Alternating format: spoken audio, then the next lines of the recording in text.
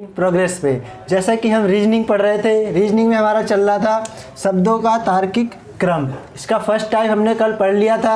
आज है second type अंग्रेजी शब्दकोश के आधार पे। इसमें करना क्या होता है, इसमें जो वर्ड दिए रहते हैं, इसमें कुछ वर्ड दिए रहते हैं, उन वर्डों को अंग्रेजी वर्णमाला क्रम के अनुसार हमें अरेंज करना होता है कि सबसे पहले कौन सा आएगा।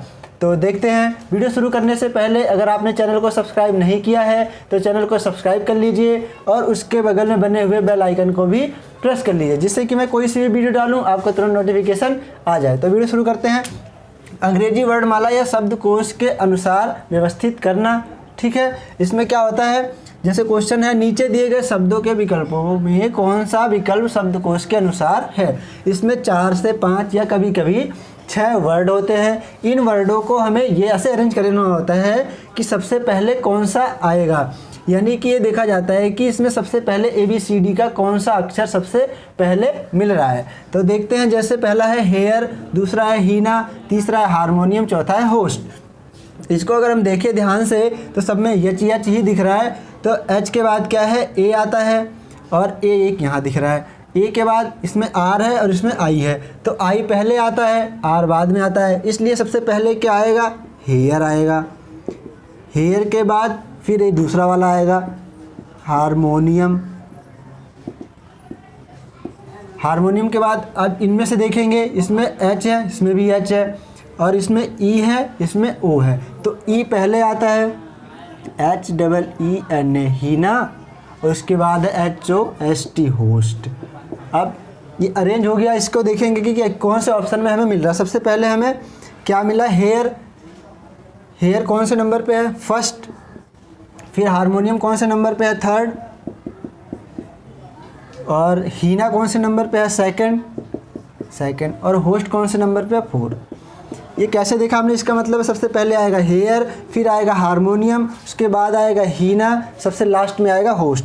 ये सीक्वेंस हमें किस ऑप्शन में मिल रहा है, ये सीक्वेंस हमें C ऑप्शन में मिल रहा है, इसलिए C हमारा सही हो गया। फर्स्ट, थर्ड, सेकंड और फोर्थ, तो C हमारा आंसर सही हो गया। ऐसे ही क्वेश्चन होते हैं, बस क्या करता है उसमें, यहाँ वर्ड बदल जाएंगे, कुछ अलग अलग वर्ड हो जाएंगे, बहुत सारे 5 से 6 तक वर्ड होते हैं। उन वर्डों का हमें अरेंज करना होता है। एक तो इस टाइप का क्वेश्चन होता है, एक दूसरा टाइप का क्वेश्चन होता है, उसको भी देख लेते हैं।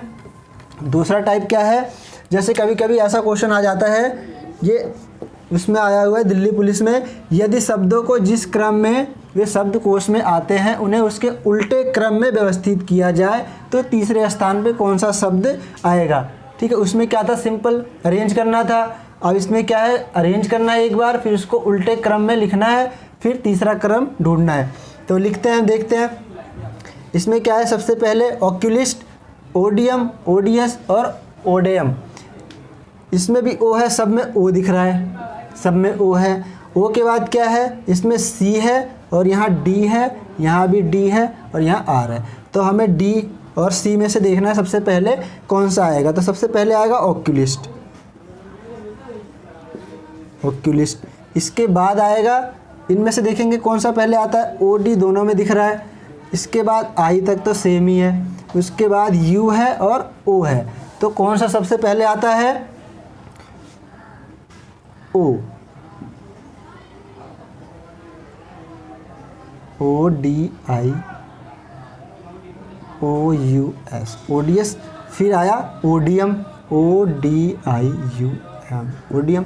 इसके बाद ये जो बचा हुआ है ORDEUM। ठीक है, ये तो क्रम हो गया हमारा अंग्रेजी वर्णमाला का। इसको क्या बोला है क्वेश्चन में, उल्टे क्रम में लिखिए, यानी कि यहाँ से जो चौथे नंबर पे, इसको पहले नंबर पे लिखो, ORDEUM, ओडियम। फिर ये है ODIUM, ओडियम। फिर उसके बाद ओडियस, ODIUS, ओडियस। फिर उसके बाद ऑक्यूलिस्ट, ऑक्यूलिस्ट, OCCULIST, ऑक्यूलिस्ट। अब इसको देखना है तीसरे नंबर पे कौन सा आएगा, पहला, दूसरा, तीसरा। तो हमारा आंसर हो गया ODS। ठीक है, सेम इसमें इतना ही क्वेश्चन बनते हैं, बस इससे ज़्यादा क्वेश्चन नहीं बनते हैं। ठीक है। आपको बहुत ही अच्छे से समझ आ गया होगा।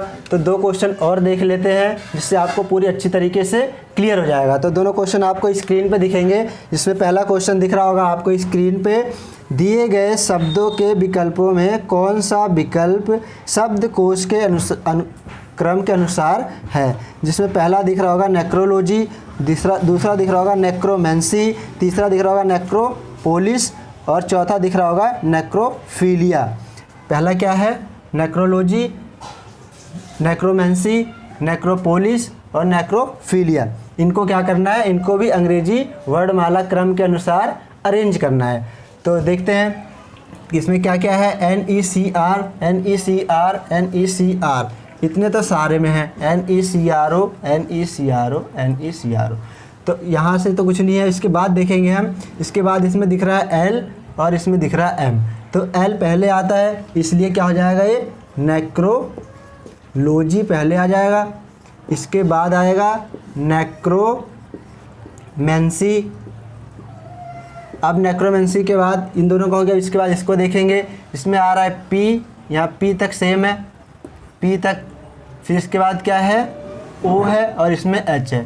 तो H पहले आता है, इसलिए पहले आ जाएगा ये नेक्रोफीलिया। इसके बाद आ जाएगा नेक्रोपोलिस, नेक्रोपोलिस। ठीक है, आपने बहुत ही अच्छे तरीके से इसको अरेंज कर लिया। अब क्या करना है? बस अरेंज करने के बाद ऑप्शन दिख रहे होंगे आपको 4 ABCD। उसमें से क्या ये कौन से ऑप्शन में मिल रहा है, इसे देख लेते हैं हम। ये आपको मिल रहा है C ऑप्शन में। ठीक है, सबसे पहले नेक्रोलॉजी ये फर्स्ट है, और ये क्या है? नेक्रोमेंसी ये सेकंड है, और क्या है? ये नेक्रोफीलिया ये थर्ड है, ये फोर्थ है, और ये क्या है? थर्ड। यहाँ कौन से ऑप्शन में दिख रहा है आपको? ये C ऑप्शन में दिख रहा है। तो C हमारा सही हो गया। एक क्वेश्चन और देख लेते हैं जो दूसरे टाइप से मिलता है, जो हमने अभी दूसरा टाइप सीखा था उससे मिलता है।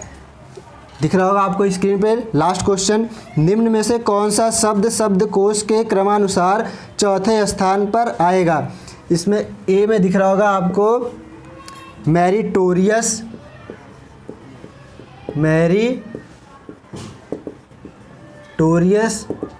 सेकंड में दिख रहा होगा मेरिट, MERIT, मेरिट, और थर्ड में दिख रहा होगा मैरी, MERRY, मैरी। चौथे में दिख रहा होगा मरमेड, MERMAID।